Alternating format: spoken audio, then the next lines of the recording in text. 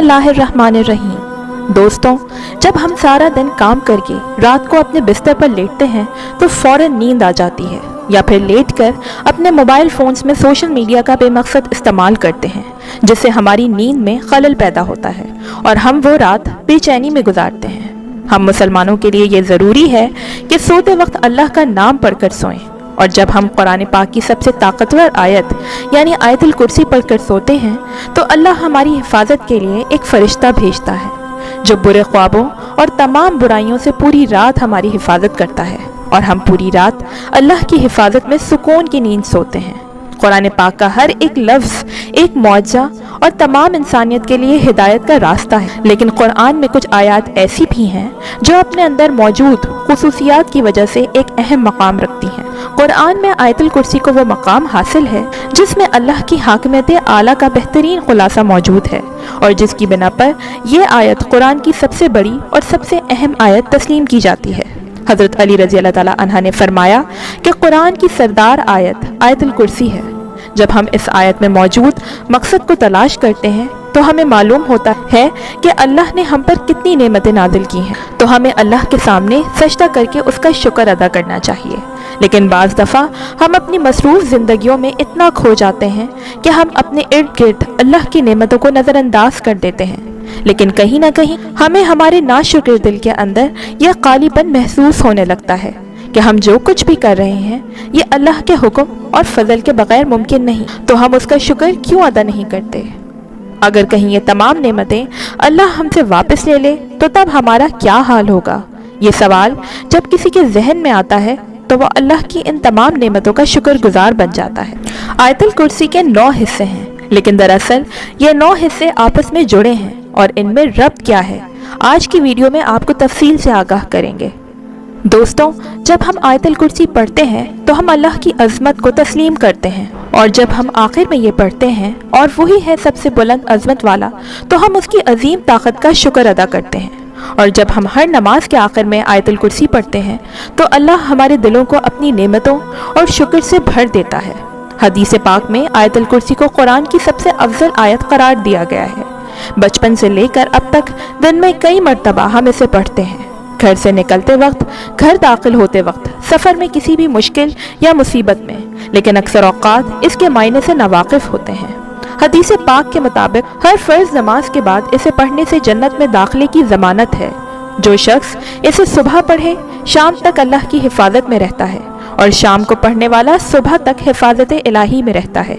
रवायात में आता है कि इस अकेली आयत मुबारका के नज़ूल के वक्त 30,000 फरिश्ते और बाज़ रिवायात के मुताबिक 70,000 फरिश्ते उतरे थे, जिससे उसकी शान जाहिर होती है। हदीस पाक में है कि नबी सल्लल्लाहु अलैहि वसल्लम ने फरमाया कि मेराज की रात मुझे 3 नूर दिखाई दिए। पता चला कि एक आयतुल कुर्सी, दूसरा सूरह यासीन और तीसरा सूरह इखलास का नूर है।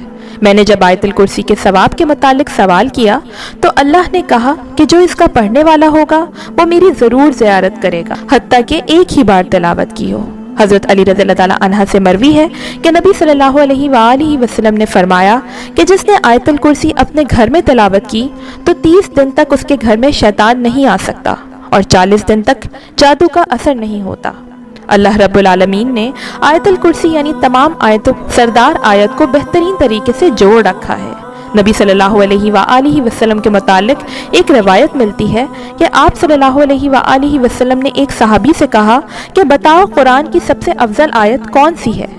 सहाबी ने कहा अल्लाह और इसका रसूल ही बेहतर जानते हैं। तो आप सल्लल्लाहु अलैहि वसल्लम ने आयतुल कुर्सी को सबसे अफजल आयत करार दिया। कुरान की सरदार आयत को पढ़ने के हवाले से कुछ रिवायात में मिलता है कि अगर कोई शख्स एक मरतबा आयतुल कुर्सी पढ़े और अपने घर से चला जाए तो उसके वापस आने तक अल्लाह 70,000 फरिश्तों को मामूर कर देता है जो उसकी बख्शिश और मग़फ़िरत की दुआ मांगते हैं। इस तरीके से अगर कोई शख्स किसी चीज़ की हिफाजत के लिए उस पर एक बार आयतुल कुर्सी पढ़कर दम कर दे तो अल्लाह 70,000 फरिश्तों को उसकी हिफाजत पर मामूर कर देते हैं। लेकिन अगर कोई शख्स 3 मरतबा आयतुल कुर्सी को पढ़े, अव्वल आखिर दरूद पाक पढ़े और फिर उस चीज़ को अल्लाह के हवाले उसके सुपुर्द कर दे तो वो मालिक खुद उस चीज़ की हिफाजत करता है।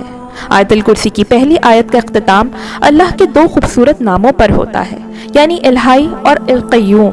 یعنی وہ ذات جو خود اپنے بل پر قائم اور سب کو قائم رکھنے والی ہے اور سب کو سنبھالنے والی ہے۔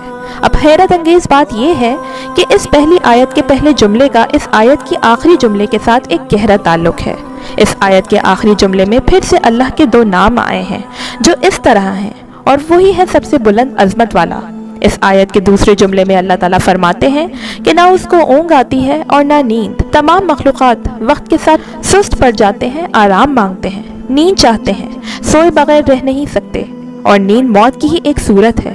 اس لیے اس آیت کے اس حصے میں ذکر ہے کہ وہ ذات پاک حاکم طاقت کا سرچشمہ ہر لحاظ سے مکمل اور چوکس اپنی مخلوقات کے ہر ذرے سے باخبر ہے۔ اللہ نہ ہی سوتا ہے اور نہ ہی اسے اونگ آتی ہے۔ جو آسمانوں میں ہے اور جو کچھ زمینوں میں، سب کچھ اسی کا ہے۔ اس بات کو سمجھنے سے پہلے ہمیں 2 ناموں کو سمجھنا ہوگا، ایک ہے مالک اور دوسرا ملک۔ مالک کا مطلب ہے آنر اور ملک بادشاہ کو کہتے ہیں۔ اب ان دونوں میں بہت زیادہ فرق ہے۔ ملکیت چیزوں کی ہوتی ہے جبکہ بادشاہت لوگوں پر کی جاتی ہے۔ اس آیت میں اللہ تعالیٰ فرماتے ہیں کہ جو آسمانوں میں ہے اور جو کچھ زمین میں ہے، سب کچھ اسی کا ہے، یعنی وہ ہر چیز کا جو اس نے پیدا کی ہے اس کا مالک ہے۔ اب اس آیت کے ساتھ میں جملے میں اللہ فرماتے ہیں کہ اس کی کرسی سب آسمانوں اور زمین پر حاوی ہے۔ جب اللہ اپنی کرسی کی بات کر رہا ہے تو مطلب یہ ہے کہ وہ اپنی بادشاہت کی بات کر رہا ہے، اس لیے اللہ مالک بھی ہے اور ملک بھی۔ پھر چوتھے جملے میں اللہ کا ارشاد ہے کہ کون ہے جو اس کے سامنے اس کی اجازت کے بغیر کسی کی سفارش کر سکے۔